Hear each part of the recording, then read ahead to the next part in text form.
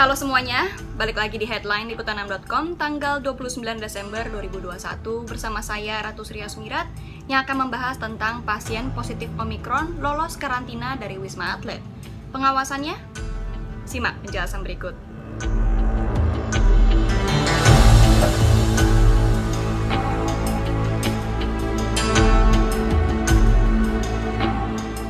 Jelang penghujung tahun 2021, Kementerian Kesehatan RI terus menginformasikan penambahan kasus varian Omikron.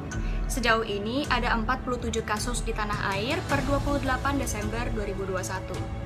Selain itu, ada satu hal yang membuat geger beberapa hari belakangan, yakni soal lolosnya satu pasien varian Omikron dari isolasi di Rumah Sakit Darurat Wisma Atlet Kemayoran, Jakarta.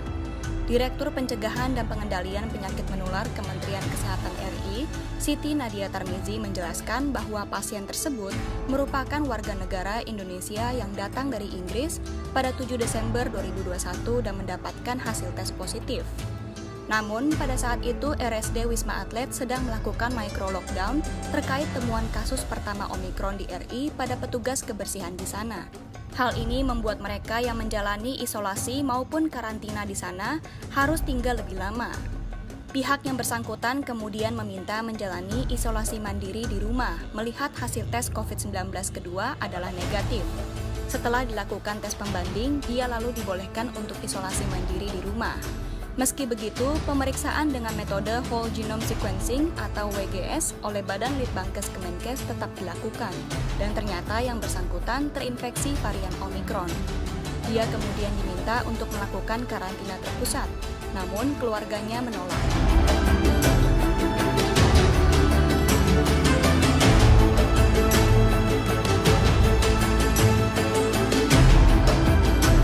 Belajar dari pengalaman kasus pasien positif COVID-19 Omikron yang lolos dari karantina RSDC Wisma Atlet, Menkes Budi Gunadi Sadikin mengatakan pemerintah akan memperketat aturan tes COVID-19. Bila hasil tes pertama negatif dan kedua positif, maka akan ada tes ketiga. Apabila tes ketiga kembali menunjukkan hasil positif, maka harus menjalani karantina terpusat. Luhut Binsar Panjaitan turut mengatakan bahwa kejadian lolosnya pasien positif Omikron tidak boleh terulang. Ia tidak ingin pemerintah mengabulkan permintaan-permintaan dispensasi yang tidak disertai alasan kuat.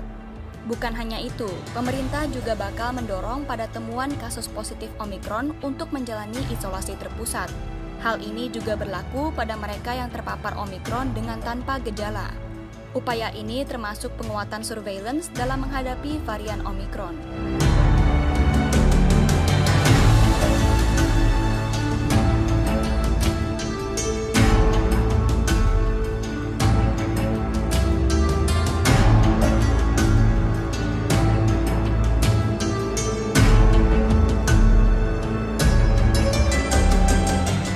Kepala Bidang Pengembangan Profesi Perhimpunan Ahli Epidemiolog Indonesia, Mas Dalina Pane, mengungkapkan bahwa sebenarnya tak ada yang salah dengan karantina mandiri.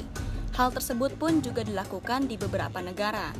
Hanya saja, Mas Dalina menilai sistem informasi di Indonesia belum mampu melakukan pengawasan. Aplikasi informasi terkait penanganan pandemi COVID-19 yang ada saat ini, seperti Peduli Lindungi, dinilainya belum bisa melakukan pelacakan. Oleh karena itu, pemerintah harus melakukan pengetatan dengan menerapkan karantina bagi mereka yang berisiko. Menurut Mas Dalina, prinsip utama melakukan karantina sebenarnya untuk memisahkan sementara mereka-mereka yang berisiko, salah satunya pelaku perjalanan luar negeri. Fungsinya untuk menghindari transmisi yang seharusnya dilakukan dengan disiplin.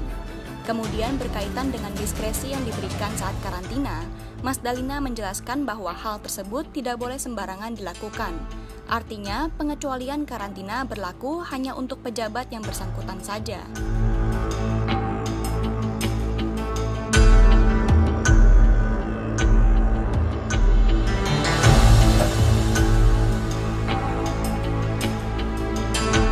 Kewaspadaan terhadap Omikron memang perlu dilakukan, meski hingga hari ini data menunjukkan bahwa gejala pada pasien terpapar Omikron adalah ringan. Sebab mantan Direktur Penyakit Menular WHO Asia Tenggara, Profesor Chandra Yoga Aditama mengatakan ada juga kekhawatiran bila kasus Omikron terus meningkat, maka secara proporsional yang akan masuk rumah sakit juga akan meningkat dan dapat membuat rumah sakit kewalahan. Sejauh ini yang banyak sakit akibat Omikron adalah populasi usia muda yang daya tahan tubuhnya relatif baik. Mungkin saja hal ini yang membuat gejala jadi ringan. Akan tetapi, Chandra menilai jika nanti ada kelompok tua, komorbid, atau imunitas terganggu yang terinfeksi Omikron, bisa saja gejalanya tidak ringan. Karena pasien yang meninggal akibat varian Omikron juga terdapat di beberapa negara, yakni seperti Inggris. Sekian headline di Putanan.com hari ini. Saya Ratu Surya Sumirat undur diri. Bye!